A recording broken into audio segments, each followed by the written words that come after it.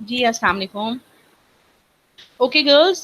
So we have finished till 4.4, and today we have to do 4.5.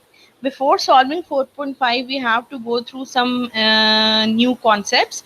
That what is a homogeneous equation? Okay, homogeneous equation of the second degree in two variables.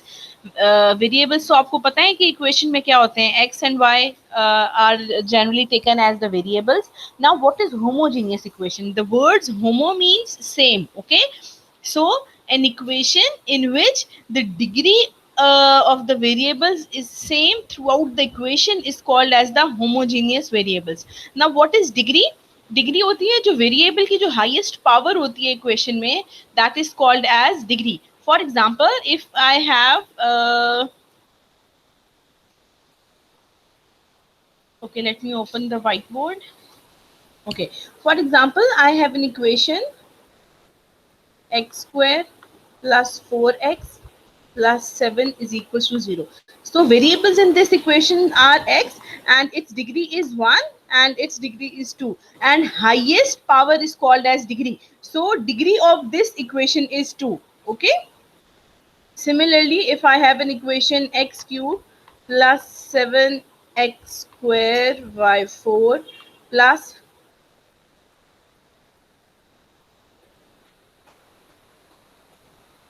x square y square plus y cube is equals to 0. Now in this equation, its power is 3. its power is 3. अब यहाँ पर x की power square है, y की power square है, लेकिन ये वाली टर्म्स क्योंकि मल्टीप्लाई हो रही हैं, तो इस x स्क्वायर की डिग्री 3 है, इस वाली टर्म की डिग्री 4 है, और लास्ट वाली टर्म की डिग्री 3 है. ठीक है. Now the degree of equation is the highest power of the variable. तो इस इक्वेशन की डिग्री क्या हो जाएगी जी? इस इक्वेशन की डिग्री हो जाएगी हमारे पास 4. ठीक है. Okay, now coming back to the article, homogeneous equation of second degree in two variables. Second degree equation अब हमारे पास कौन सी होगी? ऐसी equation जिसमें हमारे पास जो वेरिएबल की हाईएस्ट पावर है वो 2 होगी, that is called as second degree equation. ठीक है.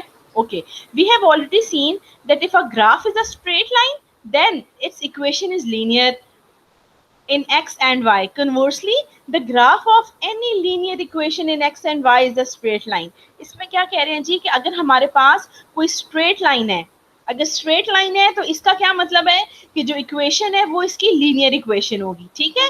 कन्वर्सली, अगर कोई लीनियर इक्वेशन हमें गिवन है तो हमें पता है कि लीनियर इक्वेशन का ग्राफ क्या होता है?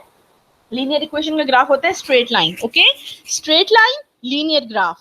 Okay, straight line linear graph मतलब कि इक्वेशन लीनियर होगी. लीनियर इक्वेशन का मतलब है कि इक्वेशन की डिग्री 1 होगी. ठीक है.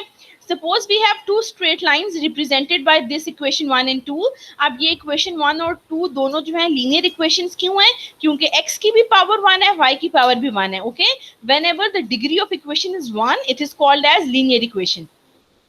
Now if I multiply equation 1 and 2, इन दोनों इक्वेशंस को अगर हम मल्टीप्लाई करें तो जो इक्वेशन नंबर 3 आ रही है, इसमें देखो मल्टीप्लाई करने से क्या हो जाएगा? x और x भी तो मल्टीप्लाई होंगे, x स्क्वायर हो जाएगा, y से मल्टीप्लाई होके y स्क्वायर हो जाएगा.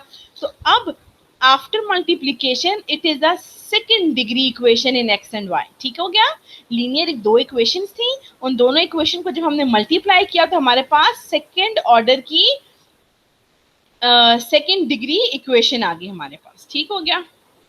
अच्छा, equation 3 is called joint equation of pair of lines 1 and 2. अब क्योंकि जो इक्वेशन नंबर 3 है ये कैसे आई थी? ये इक्वेशन 1 और इक्वेशन 2 को मल्टीप्लाई करके बनी थी. ठीक है. That is why equation 3 is called as the joint equation of 1 and 2 where.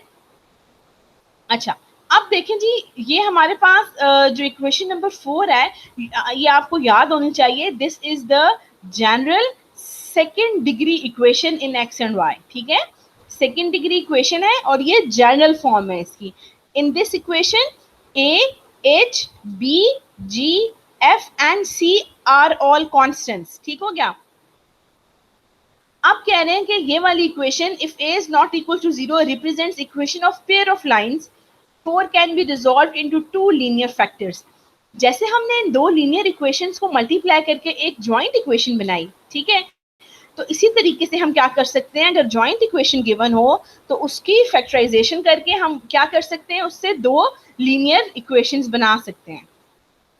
अच्छा, अब ये वाली तो थी जी हमारे पास जो इक्वेशन नंबर 4 में हमने देखा, this is second degree general form of second degree equation. लेकिन यही वाली इक्वेशन जो है ये होमोजीनियस कब होगी, इस फॉर्म में होगी। Okay, this is homogeneous second degree equation.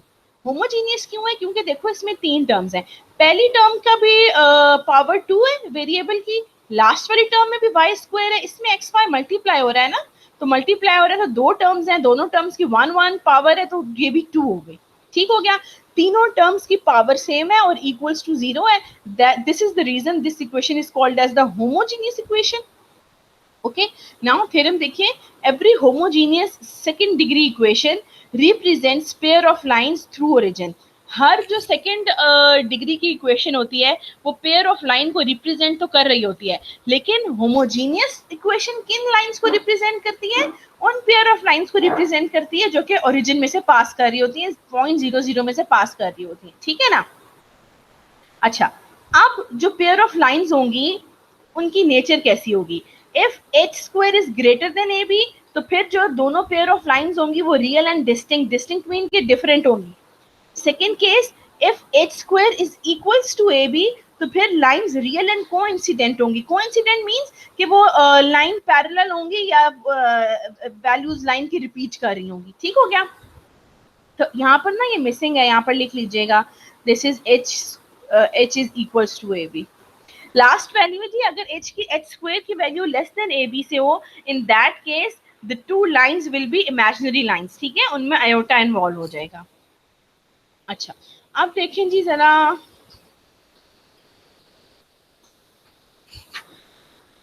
Question देखें,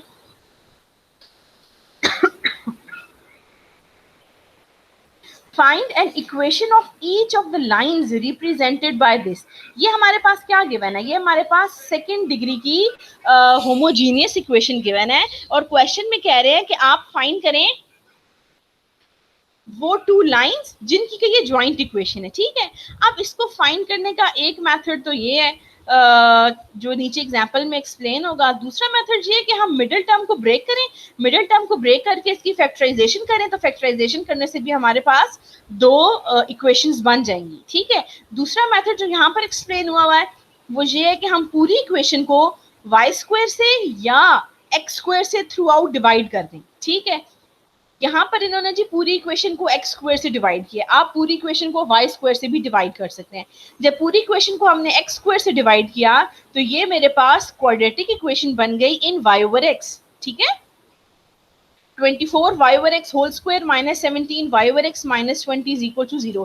This is quadratic equation in y over x. तो फिर हमने क्या किया, क्वाड्रेटिक फॉर्मूला इस पे अप्लाई कर दिया, y over x is equals to this quadratic formula.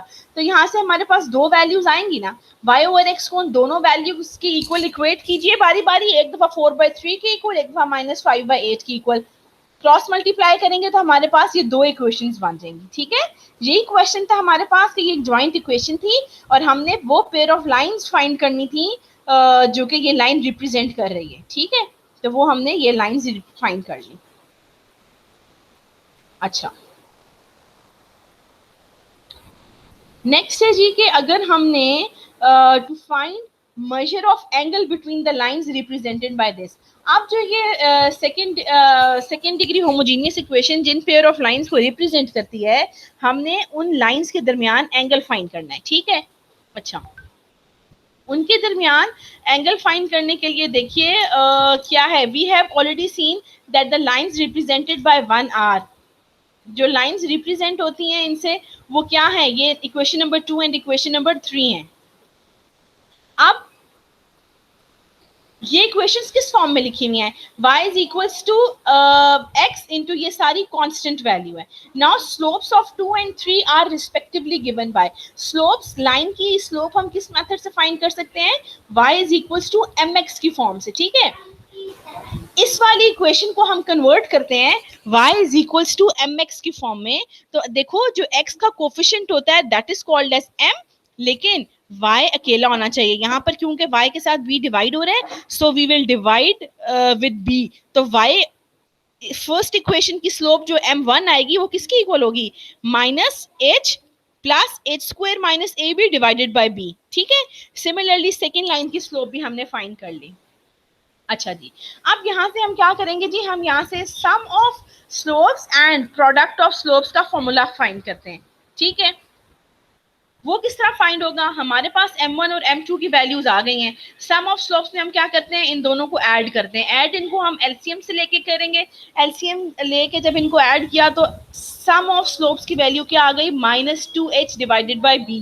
ठीक है, सिमिलरली प्रोडक्ट ऑफ स्लोप्स में क्या करेंगे, m1 और m2 को मल्टीप्लाई करा दो, ये a plus B a minus B का फॉर्मूला बनेगा। ठीक है, ये वाली वैल्यू कैंसिल हो जाएगी हमारे पास, तो हमारे पास यहाँ से क्या बच गया, सिर्फ a ओवर b की वैल्यू बच जाएगी। ठीक है ना। अच्छा, हमने करना क्या है गर्ल्स, हमने करना है दो लाइंस के दरमियान में एंगल फाइंड करना है। ठीक है, अच्छा, तो एंगल फाइंड करने का फॉर्मूला अभी हमने 4.4 में पढ़ा था, टू स्ट्रेट लाइंस के दरमियान angle, that was m1 minus m2 divided by 1 plus m1 m2। तो हमारे पास m1 की वैल्यू भी है, m2 की वैल्यू भी है, और वो वैल्यूज हम यहाँ पर पुट करेंगे।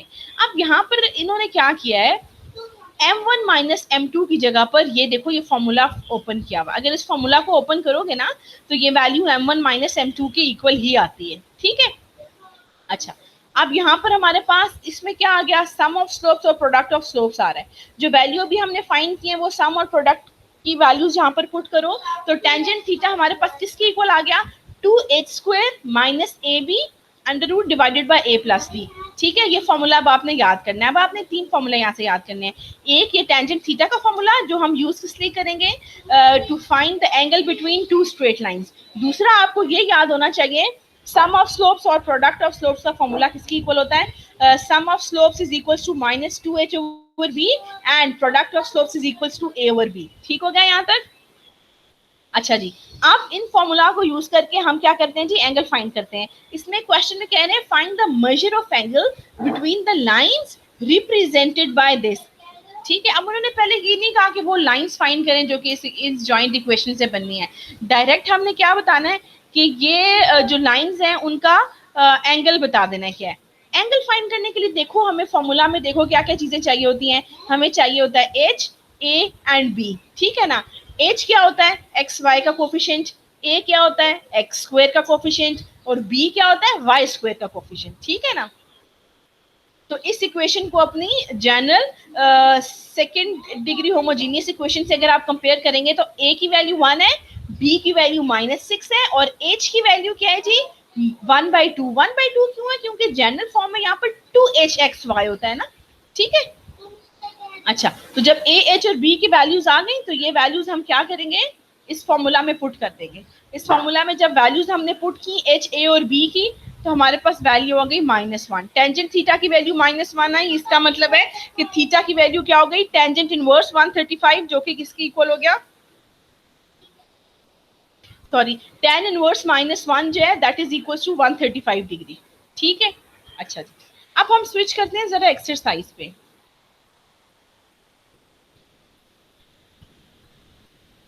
एक्सरसाइज में देखें, find the lines represented by each of the following and also find measure of the angle between them. ठीक है, इन फर्स्ट 6 क्वेश्चंस में हमने क्या करना है जी, पहले हमने ज्वाइंट इक्वेशन से बनानी है कि कौन कौन सी दो स्ट्रेट लाइंस इससे बनती हैं। ठीक है, और उन लाइंस के दरमियान एंगल कौन सा है। अच्छा, this is the first question, 10x square minus 23xy minus 5y square. अब आपकी मर्जी है गर्ल्स, चाहे तो इसको मिडिल टर्म ब्रेकिंग से कर लें, मर्जी है तो जैसे मैंने आपको एक एग्जांपल करवाई है कि थ्रू आउट एक्स स्क्वायर या वाई स्क्वायर से डिवाइड करके क्वाड्रेटिक इक्वेशन बनेगी और क्वाड्रेटिक फॉर्मूला लगा के दो इक्वेशंस बना लें। ठीक है जी, इसकी क्योंकि मिडिल टर्म ब्रेकिंग आसान है इसलिए इसकी मिडिल टर्म ब्रेकिंग की, यहाँ से इसके जो दो फैक्टर्स बने, actually these two factors are the two lines which are represented by this joint equation। ठीक हो गया, इस क्वेश्चन का पहला पार्ट जिसमें कि हमने joint equation से दो straight lines बना ली। सेकेंड पार्ट में हमने क्या करना है, सेकेंड पार्ट में हमने इन दोनों लाइंस के दरमियान एंगल फाइंड करना है। एंगल फाइंड करने के लिए हमें ए, एच और बी की वैल्यू पता होनी चाहिए। उसके लिए हम क्या करेंगे, हम इस गिवन इक्वेशन को कंपेयर करेंगे किसके साथ, जनरल सेकेंड डिग्री इक्वेशन के साथ। ठीक है, तो जब कंपेयर किया तो ए की वैल्यू 10 आ गई, 2h की वैल्यू -23 है तो h की वैल्यू -23/2 बन गई, और b की वैल्यू हमारे पास आ गई -5। अब a, h और b की वैल्यूज हम पुट करेंगे इस फॉर्मूला में, टेंजेंट थीटा वाले फॉर्मूला में। ठीक है, तो यहाँ से हमारे पास वैल्यू क्या आ गई जी, 27/5। Tangent theta is equal to 27/5। tan inverse ले लें तो theta is equal to tan inverse 27/5। Calculator पे आप करेंगे तो ये आपके पास वैल्यू आ जाएगी। ठीक है ना, थीटा हमारे पास क्या आ गया, 79 degree 31 minutes. Second question, third question, fourth question के साथ सेम क्वेश्चंस हैं। फर्स्ट स्टेप में मिडिल टर्म ब्रेकिंग करके पेयर ऑफ लाइन बनाए, और सेकेंड पार्ट में क्वेश्चन के क्या करना है, आपने एंगल फाइंड करना है दोनों लाइंस के दरमियान। और एंगल कैसे फाइंड होगा, ए, बी और एच की वैल्यूज फाइंड करके।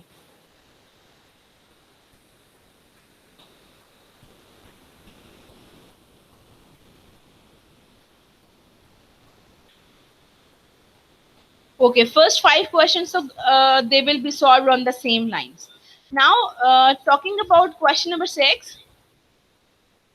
क्वेश्चन नंबर 6 में देखो मिडिल टर्म ब्रेकिंग जरा पॉसिबल नहीं है। ठीक है, क्योंकि यहाँ पर सीकेंड अल्फा आ गया, इसलिए इसको हम कैसे करते हैं, इसको हम करते हैं जी थ्रू आउट इक्वेशन को एक्स स्क्वायर या वाई स्क्वायर से डिवाइड करके। मर्जी है एक्स स्क्वायर से डिवाइड कर लो, मर्जी है वाई स्क्वायर से डिवाइड कर लो। यहाँ पर वाई स्क्वायर से डिवाइड हुआ है। ठीक है, तो ये क्या हो जाएगा, x square over y square, x over y whole square -2 secant alpha x divided by y plus 1 is equal to 0। तो ये हमारे पास क्या बन गई, ये क्वाड्रेटिक इक्वेशन बन गई, and it is quadratic in x over y. ठीक है, अब हम क्या करेंगे, इस पे क्वाड्रेटिक फॉर्मूला अप्लाई करते हैं। क्वाड्रेटिक फॉर्मूला अप्लाई करोगे तो x over y is equal to, ये दो वैल्यू आ रही है, secant alpha plus tangent alpha and secant alpha minus tangent alpha. ठीक हो गया,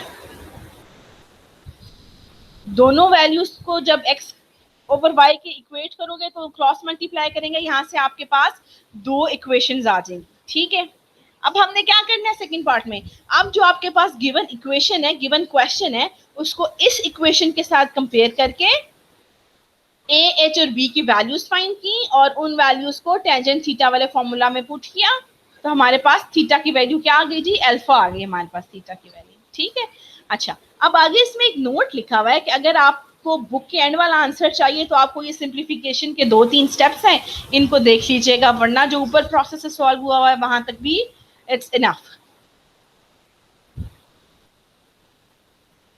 ठीक है जी, so we have done till first 6 questions. Now question number 7, इसमें हमने क्या करना है, find a joint equation of the lines through the origin and perpendicular to the lines this. अब क्वेश्चन नंबर 7 में हमने क्या करना है, हमने एक जॉइंट इक्वेशन फाइंड करनी है उन लाइंस की जो लाइंस इन गिवन लाइन को परपेंडिकुलर है। ठीक है, अच्छा, अब गर्ल्स हमने 4.4 में भी ये डिस्कस किया था कि किसी भी लाइन की इक्वेशन बनाने के लिए हमें दो चीजें चाहिए होती हैं, एक पॉइंट और एक स्लोप चाहिए होता है। ठीक है, अच्छा, अब गिवन हमारे पास ये लाइंस हैं। ठीक है ना, अब ये क्योंकि जॉइंट इक्वेशन है तो इसका मतलब है कि जाहिर है ये दो लाइंस को रिप्रेजेंट कर रही हैं, तो हम सपोज क्या करते हैं कि m1 and m2 are the slopes of the given lines. Given lines मतलब ये एक गिवन लाइन है, ये जिन दो लाइंस को रिप्रेजेंट कर रही है उन लाइंस की स्लोप्स हमारे पास क्या आ गई, उनकी स्लोप्स आ गई m1 एंड m2। अब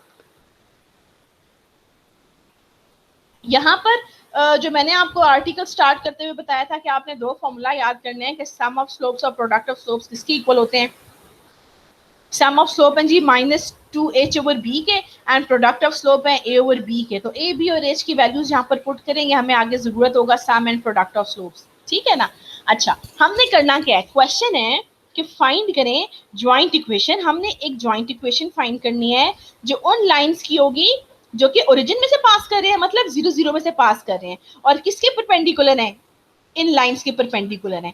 तो देखो जो लाइंस हमने फाइंड करनी है उनका डाटा हमें कंप्लीट मिल गया ना, पॉइंट मिल गया, 0 0 मतलब ओरिजिन में से पास कर रहे हैं वो पॉइंट 0 0 हो गया, और उनकी स्लोप क्या होगी, क्योंकि वो इन लाइंस के परपेंडिकुलर है ना, तो इनकी स्लोप हमने m1 और m2 ली हुई है, तो रिक्वायर्ड लाइन जो कि लाइन हमने फाइंड करनी है उनकी स्लोप्स क्या हो जाएंगी, -1/m1 और -1/m2 हो जाएंगी, ठीक है ना। So now slopes of the perpendicular given lines are -1/m1 and -1/m2, और उनकी इक्वेशन क्या हो जाएंगी, y minus y one is equal to m times x minus x1 वाली फॉर्म लगाइए इक्वेशन की, ओके, पॉइंट स्लोप फॉर्म जिसे हम कहते हैं, और पॉइंट लगाया है 0 0 क्योंकि हमारे पास वो लाइंस क्वेश्चन में गिवन है कि ओरिजिन में से पास कर रही है, ठीक है। तो y1 और x1 की जगह पर 0 0 पुट करने से इक्वेशन क्या बन गई, y is equal to -1/m1x, ठीक, और दूसरी इक्वेशन क्या बनी, y is equal to -1/m2x, cross multiply करके क्या इक्वेशन बन गई जी, ये x plus m1y is equal to 0 and x plus m2y is equal to 0। ये हमारे पास वो दो इक्वेशंस बन गई जो हमने फाइंड करनी थी, लेकिन इसमें अभी m1 और m2 इन्वॉल्व हो रहे हैं ना, इनको एलिमिनेट करते हैं। अच्छा, हमने ज्वाइंट इक्वेशन बनानी है, ज्वाइंट इक्वेशन के लिए क्या करेंगे जी, इन दोनों इक्वेशंस को मल्टीप्लाई करेंगे, इन दोनों को जब मल्टीप्लाई किया तो ये फॉर्म बन गई, ठीक है। तो इसमें अब हमने अभी ऊपर फाइंड किए है ना m1 प्लस m2 और m1 m2 की वैल्यूज, यहाँ पर ये m1 प्लस m2 की वैल्यू और -1 वैल्यू है m1 m2 की, ये वैल्यूज यहाँ पर पुट की, तो so this is the required joint equation which is passing through origin and perpendicular to the given line, ठीक हो गया। क्वेश्चन नंबर 8 जो है this is similar to question number 7, इसमें भी आपने क्या करना है, जॉइंट इक्वेशन फाइंड करनी है जो कि ओरिजिन में से पास करनी है लाइंस और इन लाइंस को परपेंडिकुलर है। देख लें इसको एक नजर, ये सेम वैसा ही है जैसा कि आपका क्वेश्चन नंबर 7 है।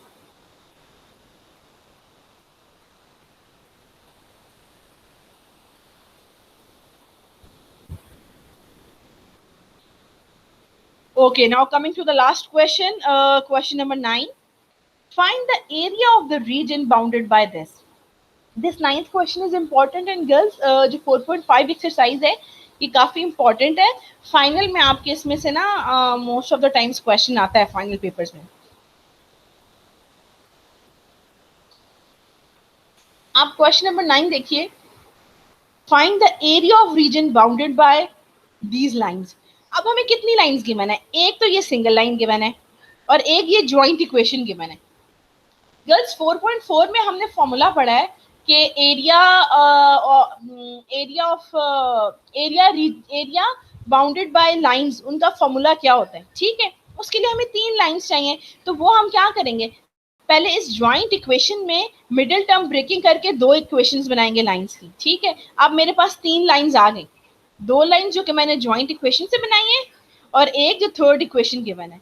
यहाँ से अब आप लोग क्या करो, जो हमने 4.4 एक्सरसाइज के क्वेश्चन नंबर 14 में किया है ना एरिया का फॉर्मूला, वो फॉर्मूला आप लोग इसमें अप्लाई करें, ठीक है, तो आपके पास एरिया आ जाएगा, ठीक हो गया girls. So we have done with our exercise 4.5 and in this way हमारा जो चैप्टर है fourth chapter this is completed. So do practice it a lot ताकि आपकी इस पे ग्रिप अच्छी हो जाए and take care girls, best of luck.